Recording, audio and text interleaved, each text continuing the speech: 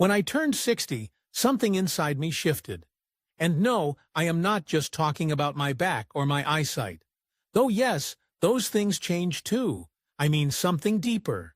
A quiet voice that started to ask, why am I still holding on to all of this? All the stuff, all the stress, all the habits I picked up over the years that no longer bring me joy or peace. I had spent most of my life taking care of others, managing a home, running around, making sure everything and everyone was okay. But somewhere along the way, I stopped asking if I was okay. So one morning, I made a decision, a simple one. I decided I wanted less, not less life, but less clutter, less debt, and less pressure. That was the beginning of my journey into something I call financial minimalism. Now do not let that term scare you. This is not about deprivation. It is about intention, about making space for what really matters at this stage in life. Today, I want to share with you the 10 simple rules of financial minimalism that brought me more calm, more clarity, and more freedom after the age of 60. These are lessons I wish I had learned earlier, but I am grateful I learned them at all. And if you are listening to this, maybe you are ready too. Ready to breathe a little easier. Ready to stop letting your money or your stuff control your peace.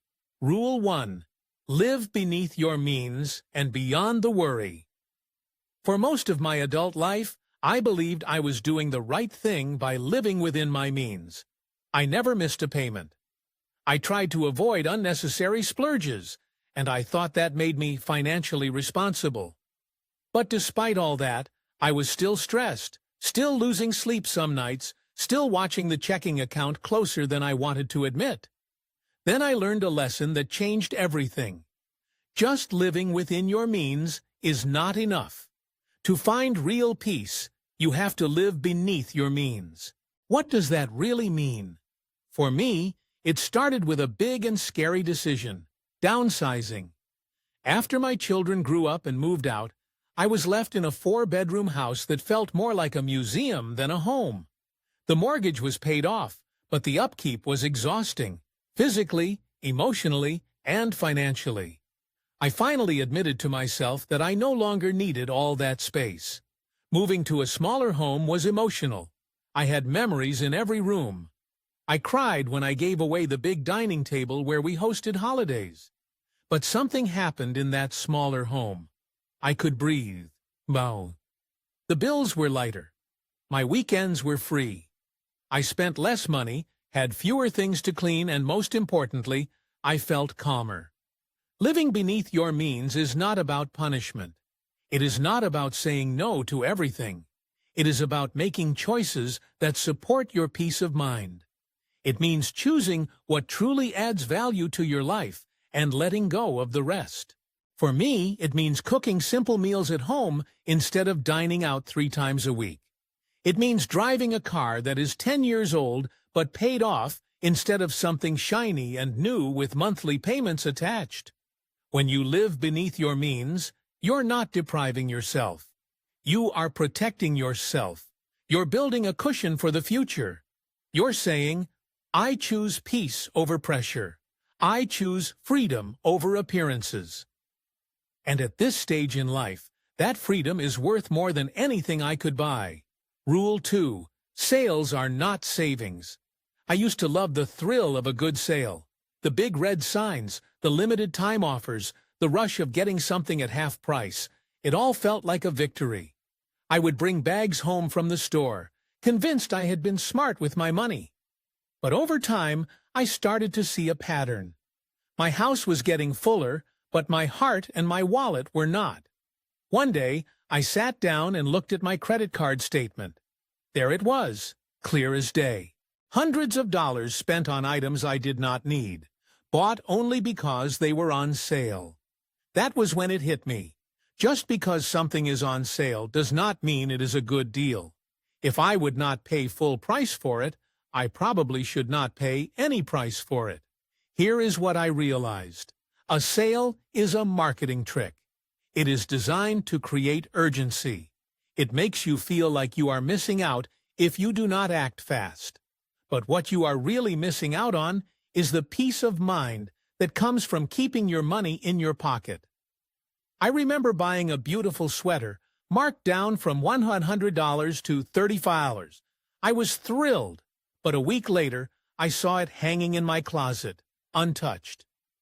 I did not even love it. I bought it because it was cheap. That was not a smart decision. That was emotional spending disguised as saving. Now I take a different approach. I do not ask, how much is this? I ask, do I need this? Will I use it? Does this fit into the life I am building now? If the answer is no, it does not matter how steep the discount is. I walk away. At this age, I am not trying to collect things anymore. I am trying to collect peace. Less stuff, more space. Less spending, more savings. And nothing, not even a 70% off tags, is worth losing that. Rule 3. Do not let one new thing redecorate your life. This rule is one I learned the hard way, and maybe you have too. You buy one little thing, just one. Maybe a new lamp for the living room, or a pretty pair of curtains, or a dress you saw online. And suddenly, everything else around it looks wrong. The couch seems outdated next to the new lamp. The carpet no longer matches the curtains. That new dress makes your shoes look tired. Before you know it, one small purchase has triggered a chain reaction. And now you are thinking about redecorating the whole room, or buying a whole new outfit. This phenomenon is called the Diderot effect. It is named after Denis Diderot, a French philosopher who received a beautiful new robe as a gift. The robe was so fine that it made everything else he owned look shabby in comparison. So he began replacing things, his chair, his art, even his desk, just to match the new robe. In the end, he was stylish but broke. It sounds silly when you hear it in a story from the 1700s, but we do it too, every day.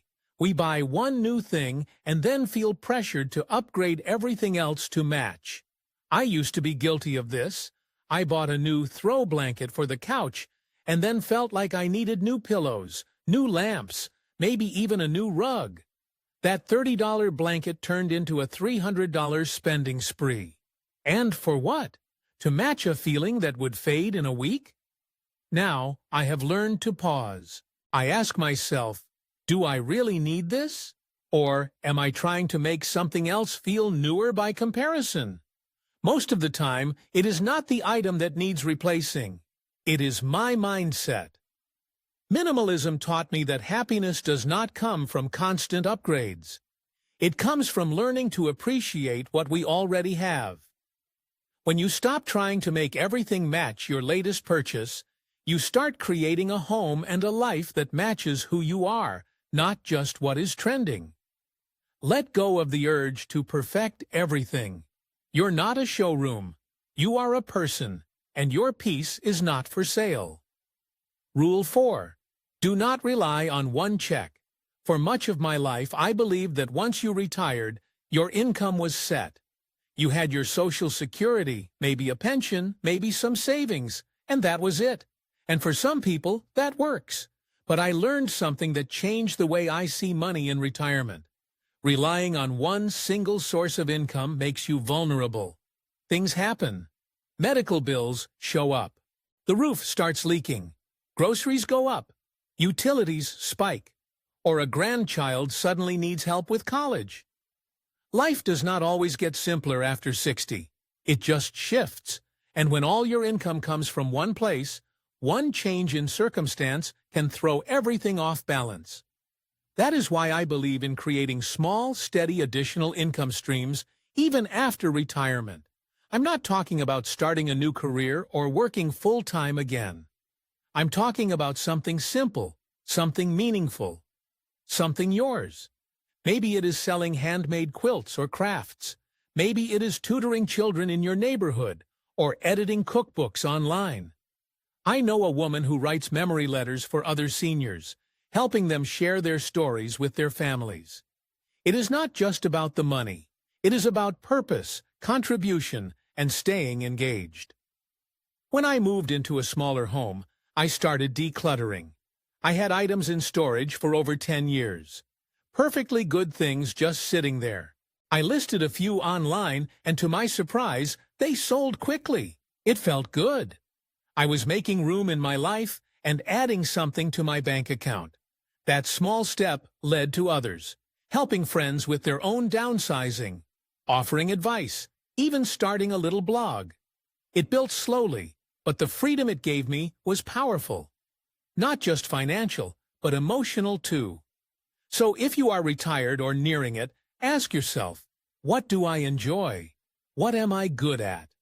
Chances are someone out there needs exactly what you have to offer. More than ever, financial security comes from having options. One check is predictable, but 2 or 3, that is peace of mind. Rule 5. Think in years, not days. We live in a world that praises instant results, quick fixes, overnight shipping, immediate answers.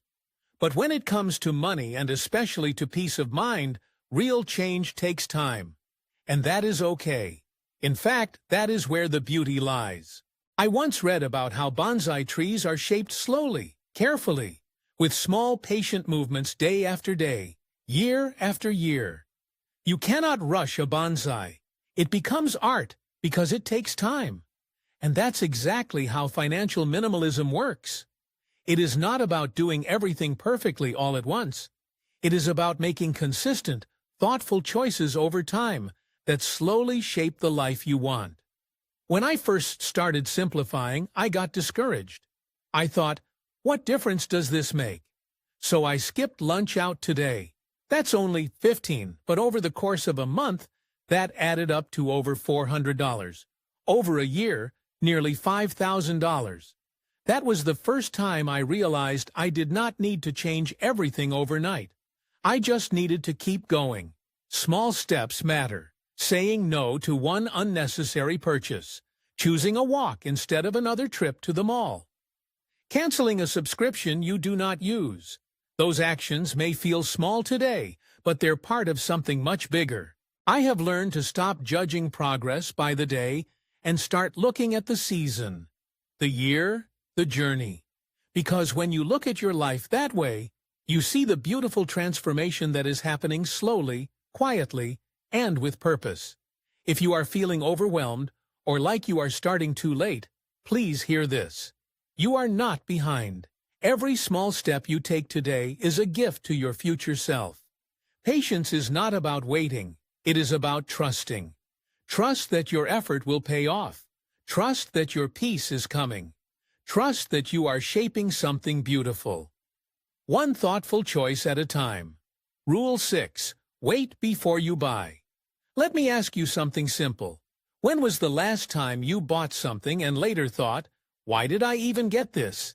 If you are like me, it happens more often than we care to admit. A kitchen gadget, a pair of shoes, a seasonal decoration. It felt right in the moment, but later it just became clutter. That is why I live by the wait to buy rule now. It is simple but powerful. Whenever I feel that urge to buy something, especially something unplanned, I pause. I give it time. Sometimes 24 hours, sometimes 72, sometimes a full 30 days.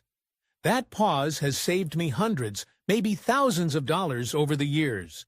But even more than that, it has saved me from regret, from guilt, from bringing home yet another item that I do not really need, do not really love, and will eventually just donate or store away. Here is the truth. Most of our impulse purchases are emotional. We are bored, stressed, lonely, or feeling insecure. Buying gives us a little rush of control or happiness, but it is short-lived. And once that high fades, we are left with the bill and the clutter. Giving yourself time creates space to think clearly. It helps you reconnect with what you actually value. Do you truly need that item? Will it make your life easier or better? Or are you just trying to fill a feeling? Let me give you an example. I saw a beautiful decorative vase online. I imagined how lovely it would look on the table. It was only $35. But I told myself to wait. 3 days later, I forgot about it completely. It turns out I did not love the vase. I loved the idea of it. That is a big difference. So next time you are tempted to click buy now, try this instead. Take a deep breath. Write it down. Wait. Let the moment pass. If you still want it in a few days or a few weeks, then consider it thoughtfully. If not, let it go. Minimalism is not about saying no to everything. It is about saying yes to the right things at the right time for the right reasons. And sometimes waiting is the wisest choice of all. Rule 7. Spend according to your values, not your urges. At this point in life, I have learned that every dollar we spend is not just a transaction. It is a message.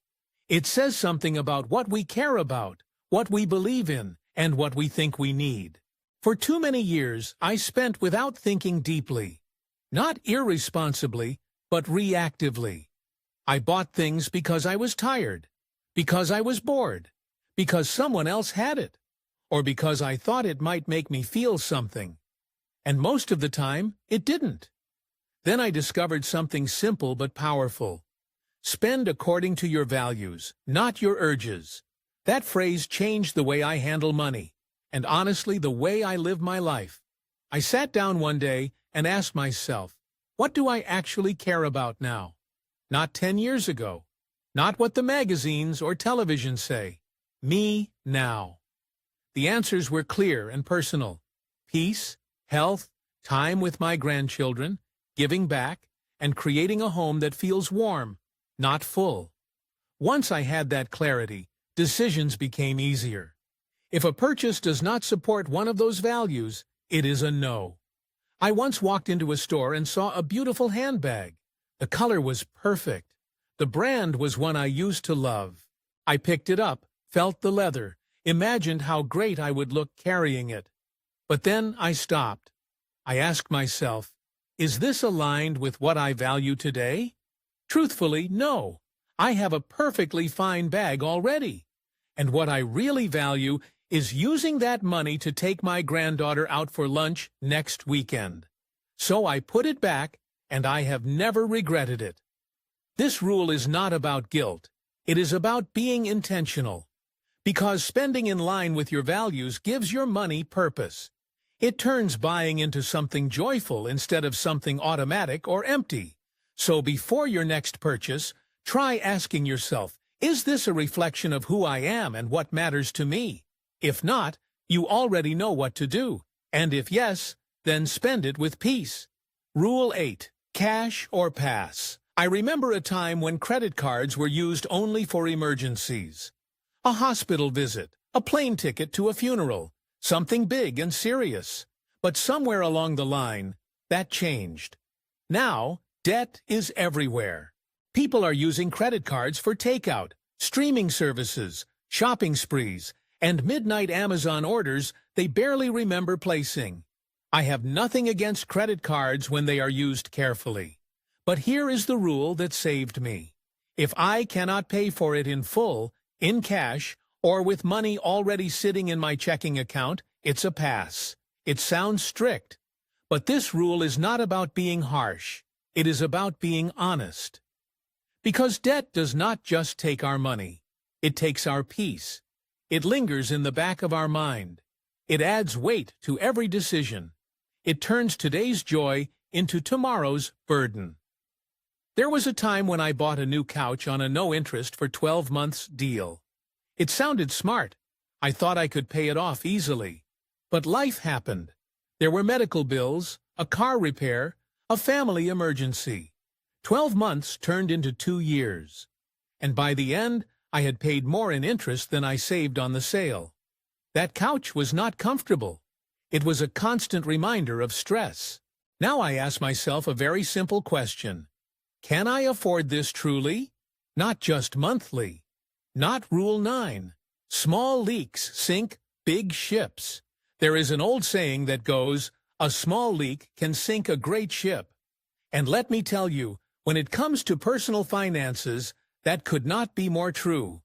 It is not always the big purchases that hurt our budget. Most of us are careful with the big stuff. We shop around for appliances, think hard before we buy a car or take a vacation. But it is those small, everyday purchases, the ones we barely notice, that quietly drain our wallets. The $5 coffee here, the $15 impulse buy at the drugstore, the subscription we forgot to cancel, the magazine at the checkout. On their own, they seem harmless, but over weeks, over months, they add up to real money.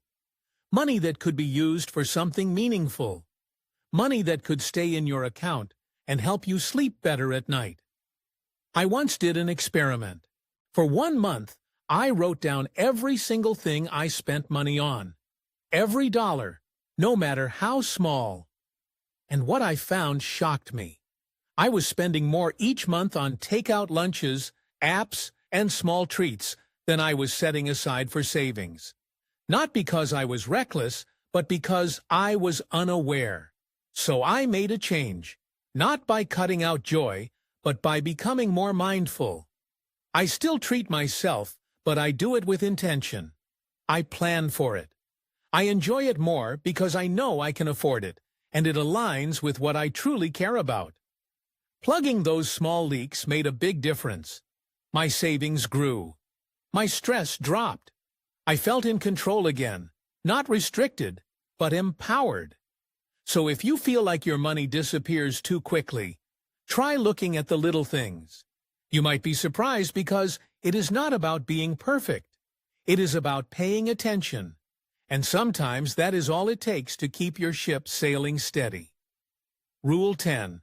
Freedom is the ultimate luxury. We often hear that a cozy home, a soft blanket, or a nice scented candle is what brings comfort. And while those things can be lovely, I have come to believe something different, something deeper. Nothing is more comforting, more powerful, or more beautiful than financial freedom. Now, I do not mean being a millionaire or never having to think about money again.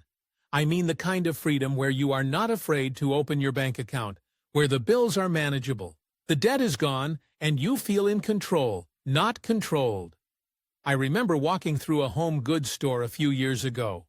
I saw the cutest little ceramic candle shaped like a croissant. It was $8, smelled like vanilla, and looked adorable. I held it in my hand and smiled. But then I paused. I asked myself, do I want another decoration? Or do I want the feeling of peace that comes with saying no? I put the candle down, and walking out of that store without spending anything gave me more joy than the candle ever could. Because here is what I know now. That little candle might smell nice, but it does not pay my electric bill. That pretty throw pillow might match my couch, but it will not help me sleep at night. And those shoes that I would only wear once, they are not as satisfying as knowing my savings account is growing. At this age, freedom is the glow up. Freedom is the peace. It is the ability to buy groceries without checking the price of every item. It is saying no, not because you have to, but because you want to. Because you are choosing long-term peace over short-term pleasure. I still enjoy things. I still spend money, but I do it in a way that serves my future self. Not just my momentary mood and that shift, that inner calm. That is what I wish for you too. So the next time you are tempted to buy something to feel better, ask yourself this: will this item bring me freedom? Or will it take some of it away? Because trust me, nothing looks better on you. Nothing feels warmer or more comforting than financial peace. So, my friend, we have come to the end of this conversation. And if you are still with me, I want you to know how proud I am of you. Just listening to something like this means you are thinking, reflecting, and opening up to a new way of living. A way that puts your heart, your health, and your peace of mind first. I did not learn these lessons overnight, and I did not learn them perfectly. But I did learn that it is never too late to change, never too late to shift from survival to peace, from clutter to clarity, from spending to choosing. You do not need to follow all 10 rules tomorrow. You do not need to do everything at once. Start where you are. Pick one change, one habit, one small shift towards simplicity. And I promise your future self, the you 5 years from now, the you 10 years from now, she will thank you. If this video gave you something to think about, I would love to hear from you. Leave a comment below and tell me which rules spoke to your heart today. Or share one of your own. Because you have wisdom too, and someone out there needs to hear it. And if you know another woman who is ready to lighten her load and reclaim her peace, feel free to share this with her. Let us support one another, lift each other up, and walk this path together. Thank you for spending your time with me today. I hope it brought you comfort, clarity, and a little more courage to let go of what no longer serves you. Until next time, may your home be light, your spirit be strong, and your heart forever free.